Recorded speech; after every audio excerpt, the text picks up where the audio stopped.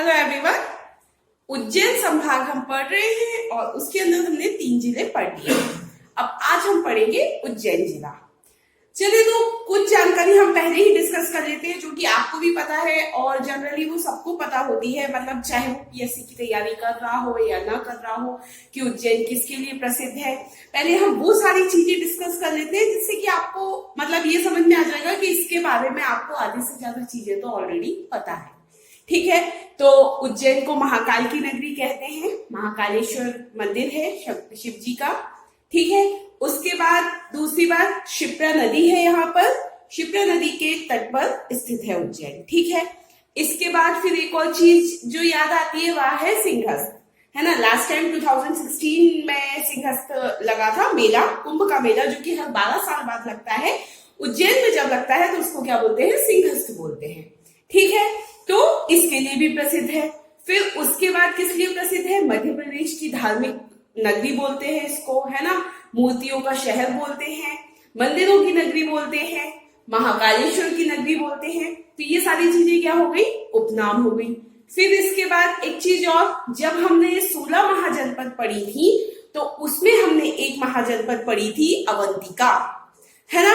तो अवंतिका जो महाजनपद थी उसकी राजधानी क्या थी? उज्जैन ही थी, ठीक है ना। तो वहां पर भी हमने उज्जैन देखा था। और जब मैंने आपको अशोक पढ़ाया था तो उसमें भी मैंने आपको बताया था कि जब अशोक जब राजा बना तो वह उसके पहले कहाँ का गवर्नर था? उज्जैन का गवर्नर वहां रह चुका था। मतलब जब वह राजा बना तो उसके जस्ट पहले वह उज्जैन का ही गवर्नर था।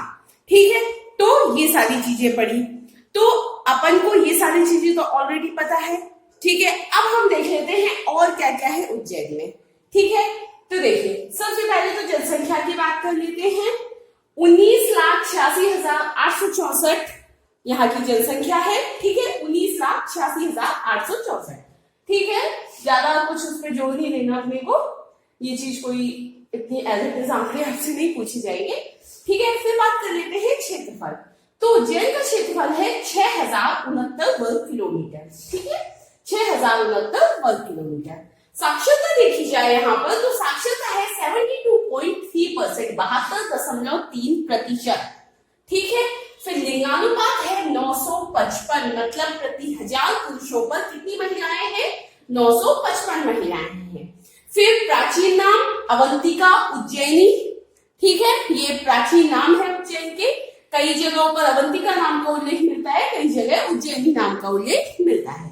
ठीक है, उसके बाद फिर देखा जाए उपनाम। उपनाम मतलब अब हम लोग उसको, उज्जैन तो है जो शहर है वह उज्जैन ही है, लेकिन हम क्या क्या कह के संबोधित कर सकते हैं उज्जैन को? तो महाकाल की नगरी, मूर्तियों का नगर। ठीक है, ये दो नाम से बुलाया जाता है, ये क्वेश्चन प्रीलिम्स में पूछा जाता है। ठीक है, इसके बाद यहाँ पर जो मेला लगता है, जैसा कि मैंने आपको बताया, सिंहस्थ लगता है हर 12 वर्ष बाद। ठीक है, तो 12 वर्ष बाद सिंहस्थ लगता है उज्जैन में। फिर बात कर ली जाए उद्योग कौन से हैं।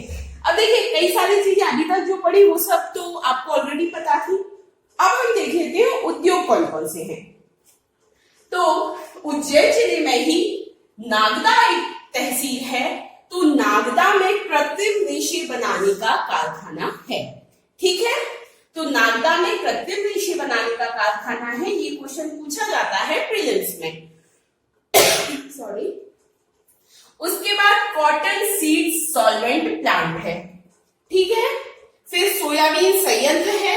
सोयाबीन संयंत्र के बारे में सबसे इंपॉर्टेंट चीज ये है कि एशिया का सबसे बड़ा सोयाबीन संयंत्र है। कहां पर है? उज्जैन में है। ठीक है, तो ये क्वेश्चन आता है सोयाबीन संयंत्र। इसमें कंफ्यूज नहीं होना है, एक है सोयाबीन का कारखाना, वह अलग है क्योंकि उज्जैन में नहीं है। उज्जैन में क्या है? सोयाबीन संयंत्र है जो कि एशिया का सबसे बड़ा सोयाबीन संयंत्र है। ठीक है, फिर है महिदपुर शक्कर कारखाना। ठीक है, महिदपुर शक्कर कारखाना।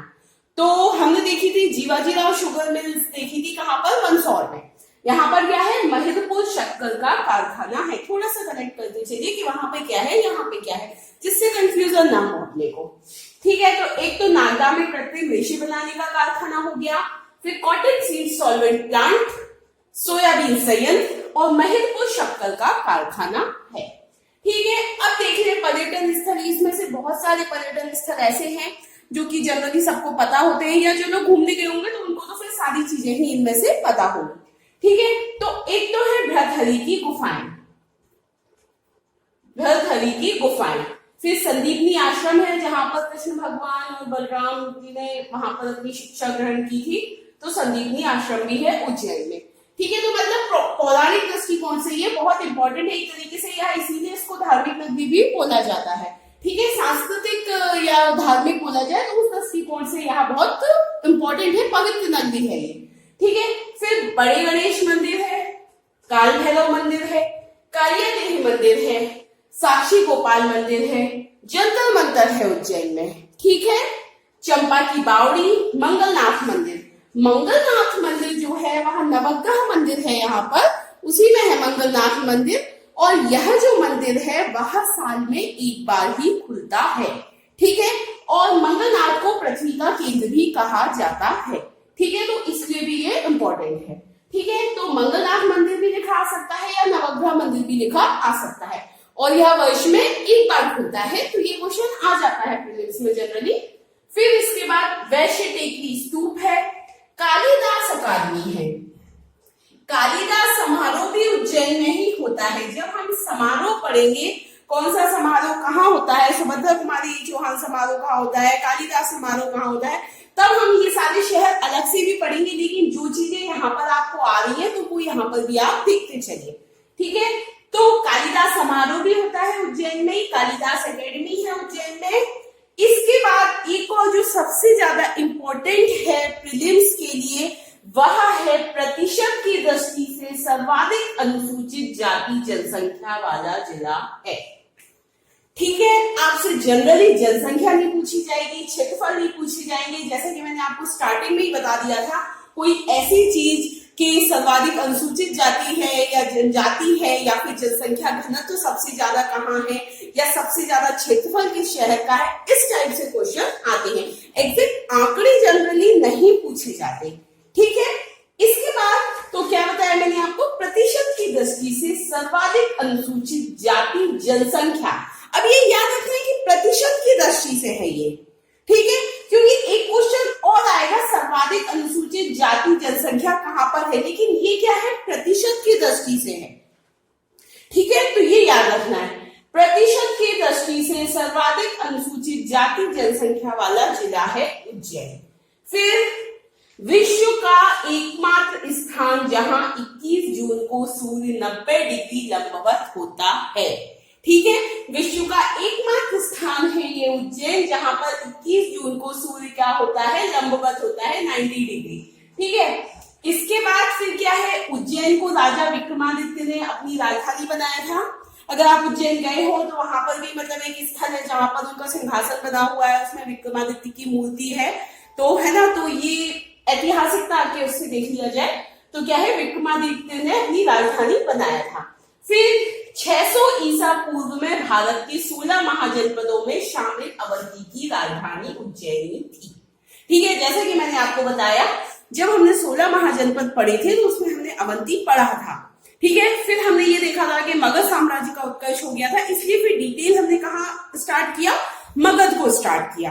ठीक है, लेकिन ये 16 महाजनपदों में शामिल था अवंती, और उसकी राजधानी क्या थी, उज्जैनी थी। ठीक है, फिर उसके बाद पाणिनि संस्कृत महाविद्यालय है, मध्य प्रदेश का पहला संस्कृत महाविद्यालय है पाणिनि। इसकी स्थापना 2008 में हुई थी, कहां पर, उज्जैन में हुई थी। ठीक है, तो पाणिनि संस्कृत महाविद्यालय है उज्जैन में, सिंधिया प्राचीन शोध संस्थान है, और विक्रम विश्वविद्यालय भी है, विक्रम यूनिवर्सिटी। ठीक है, फिर एक और जो हम हमेशा पढ़ते हैं, ब्रह्मगुप्त ने शून्य का आविष्कार किया था, तो वह भी कहां पर किया था, उज्जैन में ही किया था। ठीक है, तो ब्रह्मगुप्त ने उज्जैन में ही शून्य का सबसे पहले प्रयोग किया था। इसलिए उज्जैन बहुत इंपॉर्टेंट हो जाता है क्योंकि इसमें बहुत सारे फैक्ट्स आ जाते हैं। ठीक है, लेकिन अच्छी बात यह है कि इसमें से आधे से ज्यादा चीजें ऑलरेडी आपको पता है, कुछ चीजें जो नहीं पता है तो बस उतनी ही ध्यान रखनी है। हम एक बार और रिवाइज कर लेते हैं, लिंगानुपात देख लेते हैं। 955, प्राचीन नाम अवंतिका या उज्जैनी, फिर उपनाम महाकाल की नगरी या मूर्तियों का नगर, फिर उद्योग है नागदा में कृत्रिम रेशे बनाने का कारखाना। अब ये क्वेश्चन ऐसे आ सकता है, कृत्रिम रेशे बनाने का कारखाना, नागदा भी आ सकता है इसमें ऑप्शन, उज्जैन भी आ सकता है।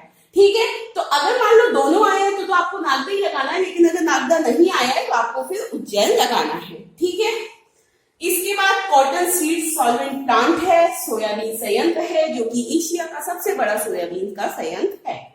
फिर महिदपुर शक्कर का कारखाना है। पर्यटन स्थल देख लिया जाए तो भर्तहरि की गुफाएं हैं, संदीपनी आश्रम, बड़े गणेश मंदिर। यहाँ पे हमने ये भी देखा है कि यहाँ पर शिप्रा नदी है, तो वो आप मेंशन कर लीजिए कि उज्जैन जो है वो शिप्रा नदी के तट पर है। ठीक है, तो काल भैरव मंदिर है, कालिया देह मंदिर है, साक्षी गोपाल मंदिर है, जंतर मंतर है, चंपा की बावड़ी, मंगलनाथ मंदिर, वैश्य टेकरी स्तूप, कालिदास एकेडमी। प्रतिशत की दृष्टि से सर्वाधिक अनुसूचित जाति जनसंख्या वाला जिला है। फिर विश्व का एकमात्र ऐसा स्थान जहां पर 21 जून को सूर्य 90 डिग्री लंबवत होता है। फिर उज्जैन को राजा विक्रमादित्य ने अपनी राजधानी बनाया था। 600 ईसा पूर्व भारत के 16 महाजनपदों में से एक महाजनपद थी अवंतिका, जिसकी राजधानी थी उज्जैन। पाणिनि संस्कृत का महाविद्यालय है, सिंधिया प्राचीन शोध संस्थान है, विक्रम यूनिवर्सिटी है, और उज्जैन में ही ब्रह्मगुप्त द्वारा शुद्धि का सबसे पहले प्रयोग किया गया था। Okay, thank you.